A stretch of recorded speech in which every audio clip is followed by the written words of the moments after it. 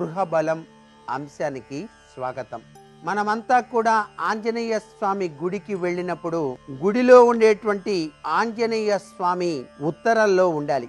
ఉత్తరంలో ఉన్న స్వామి తల తూర్పుకి చూస్తూ ఉండాలి. పటాలు కూడాను ఉత్తరపు గోడకు పెట్టినప్పుడు ఆంజనేయ స్వామి వారు తూర్పుకు గాని దక్షిణం గాని చూసే విధంగా ఇంట్లో ఏర్పాటు చేసుకోవాలి. ఈ విషయం చాలా ముఖ్యం.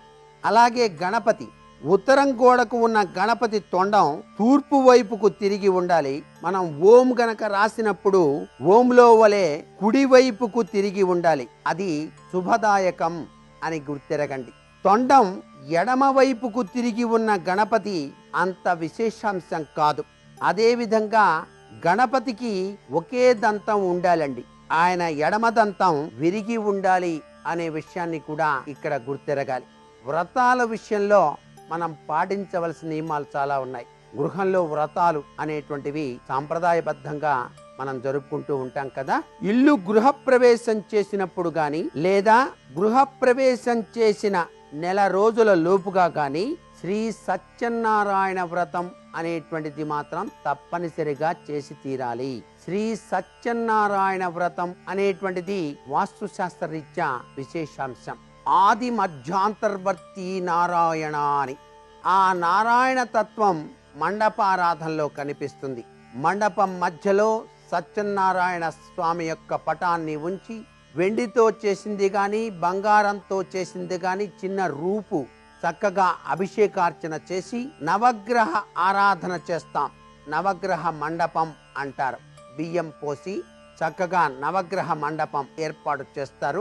ఏ దిశలో ఎటువంటి తత్వచింతన రీత్యా దేవతలు ఉంటారో ఆ గ్రహాలు, ఆ గ్రహానికి అనుగ్రహమైనటువంటి అతిథి దేవత, ప్రత్యతిథి దేవత అని చెప్పేసి తమలపాకు మీద ఒక ఖర్జూరం, ఒక్క రూపాయి బిళ్ళ అలా పెట్టి పూజ జరపాలి. అలా పూజ చేసిన తరువాత సత్యనారాయణ స్వామి ఆది మధ్యాంతరవర్తిగా మధ్యలో కలశంలో ఉంటాడు. ఆ కలశ స్థాపన సర్వవిధ శ్రేయోదాయక ప్రభావాన్ని ఇస్తుంది. ఆ కలశం పైన కొబ్బరికాయను పీచు ఉన్నది ఉంచుతాం.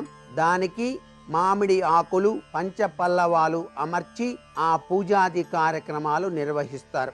సత్యనారాయణ స్వామి వ్రతానికి కావలసిన పదార్థములన్నీ కూడా సిద్ధం చేసుకొని ఒక్కొక్క తత్వచింతన రీత్యా ఆ కథలలో దాకిన పరమార్థాన్ని అర్థం చేసుకుంటూ నైవేద్యాలు ప్రతి ఒక్క కథకు కూడాను సమర్పించటం, కొబ్బరికాయ కొట్టడం జరుగుతుంది. ఇలా చేయటం వెనకాల అంతరార్థం ఏమిటి?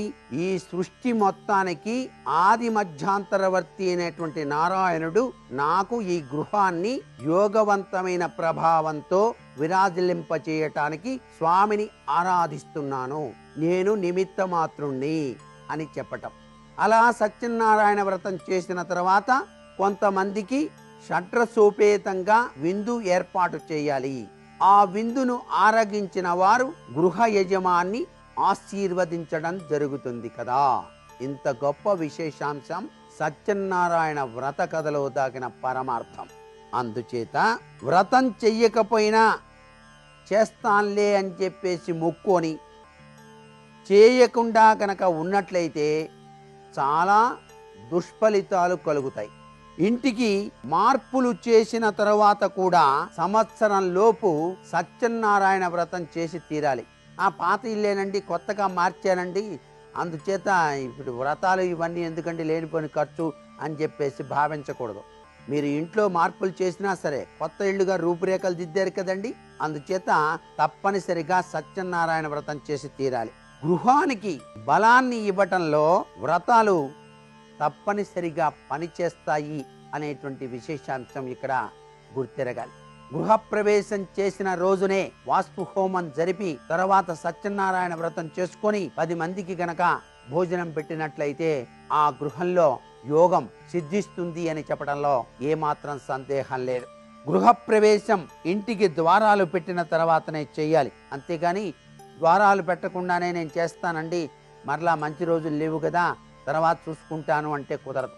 గృహప్రవేశం రోజుతో కలుపుకొని వరుసగా 3 రోజులు ఆ ఇంట్లో వంట పడక ఉన్నప్పుడే దాని ఫలితం ఉంటుంది. అందుకే గృహప్రవేశం చేసినప్పుడు ఇంటి యజమాని ఇల్లాలు 3 రోజులు ఆ ఇంట్లో నిద్రించాలి అని చెప్పేసి మన వాళ్ళు చెప్పేటువంటి సూత్ర ప్రాతిపదిక వెనకాల దాగిన పరమార్థం. ఒక ఇల్లు కట్టగానే సరిపోదు, ఆ ఇల్లు కట్టిన తర్వాత కూడాను కొన్ని నియమాలు పాటించాలి. ఆ నియమాలు మీకు సర్వశుభాన్ని కూడా కలిగిస్తాయి అనేటువంటి విశేషాంశం ఇక్కడ చరవాస్తురీత్యా స్థిరత్వాన్ని పొందే గృహ బలంలో మనం అవగాహన చేసుకొని సర్వ సంపదలతో ప్రతి గృహస్థు కూడా విరాజిల్లాలి అనేటువంటి తలంపుతో శుభమస్తులో గృహబలం అంశం ద్వారా మీ అందరికీ కూడా పరమేశ్వరానుగ్రహంతో తెలియజేస్తూ ఉన్నటువంటి ముఖ్యాంశాలు ఇవన్నీ కూడా. కొన్ని కోట్లు పెట్టి ఇళ్ళు నిర్మాణం చేశాం, ప్రతి వాళ్ళు కూడా అబ్బో వామ్మో వాయు అంటున్నారు, మాకు నరఘోష ఉంది అని చెప్పేసి మీరు భావించినట్లయితే నరఘోష నివారణ యంత్రం అని చెప్పేసి ఉంటుంది. మీరు గృహప్రవేశం చేసిన తర్వాత వాస్తు హోమం సత్యనారాయణ వ్రతం పూర్తయిన పిదప దానికి తగినటువంటి నరఘోష నివారణ యంత్రం 5x5 సైజులో 1,10,000 జపం చేసి తర్పణం చేసి దానికి చక్కటి యోగాన్ని కలిగించి ఆ నరఘోష నివారణ యంత్రాన్ని మీ పూజా మందిరంలో పెట్టుకోవచ్చు, లేక ఇంటి గోడకు కూడా తగిలించుకోవచ్చు.